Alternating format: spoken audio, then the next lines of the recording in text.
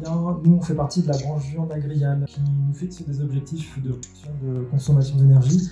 À horizon 2025, l'idée c'est d'être à moins 10%. Donc ça c'est la première étape et cette année on a en plus un projet plan climat à horizon 2030 qui va nous donner des objectifs encore plus ambitieux.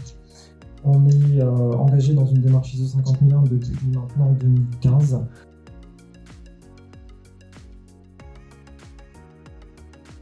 Concrètement, Emergency, c'est une plateforme en ligne sur laquelle on ramène tous nos indicateurs de consommation d'énergie.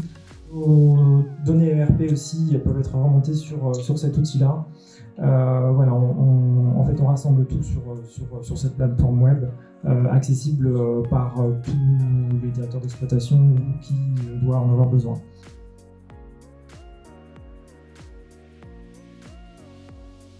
Deux intérêts pour nous, on y a associé dans un premier temps du comptage. Et puis dans un deuxième, on fonctionne par le biais de tables d'échange. Ça veut dire que vous avez plein de données disponibles dans vos sites, logiquement, sur du froid, sur du chaud ou autre. Et en fait, on a moyen d'associer toutes ces données-là sur cette plateforme-là.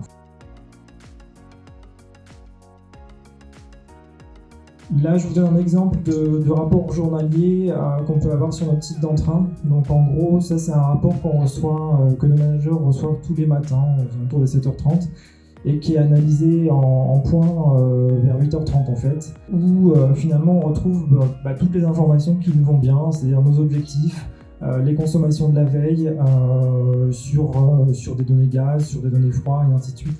Et on peut comme ça identifier une dérive de consommation assez simplement, assez rapidement, chose qu'on ne pouvait pas faire auparavant avec nos fameux tableurs Excel, puisque en réalité, compiler toutes les données sur un tableur Excel, ça prend du temps et on n'a pas du tout la même réactivité que par cet outil Emergency.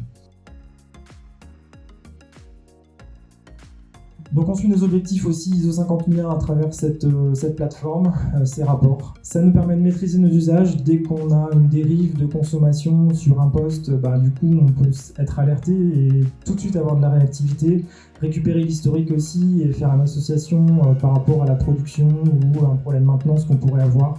C'est plutôt réactif et efficace. En termes de suivi d'IPE, on est encore sur tableur Excel sur certains éléments, mais l'idée c'est qu'en 2022 on puisse tout basculer sur Emergency.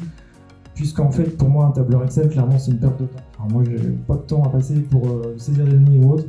Donc, l'idée, c'est de basculer et de suivre nos indicateurs de performance énergétique sur la plateforme en y intégrant les facteurs de corrélation qui vont bien. Si je prends l'exemple du froid, je vais bien sûr avoir la température extérieure et ainsi de suite. Et tout ça, ça va pouvoir être compilé sur la plateforme. On devrait avoir un indicateur IPE quasiment à la journée.